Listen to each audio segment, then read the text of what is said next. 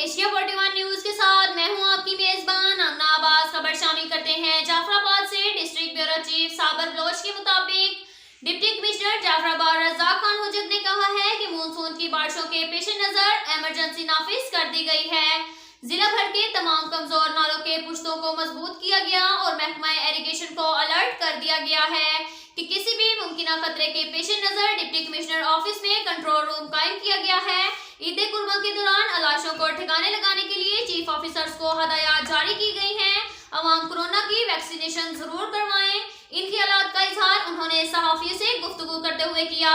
उनका कहना था सूबाई हुकूमत की हदायत की रोशनी में मानसून की बारिशों के दौरान अवाम की जानो माल और ज़र्रात को महफूज बनाने के लिए मौसर इकदाम उठाए गए हैं। बारिशों के बाद मुमकिन सैलाब से बचने के लिए सेम नालों के कमजोर पुश्तों को मजबूत किया गया है ताकि पानी करीबी फसलों या आबादी को नुकसान ना पहुंचाए। और इस सिलसिले में डीसी ऑफिस में कंट्रोल रूम कायम किया गया जो 24 घंटे काम करेगा। अब तक के लिए इतना ही काफी है। मिलते हैं अगले बुलेटिन में, हमारे साथ रहिएगा।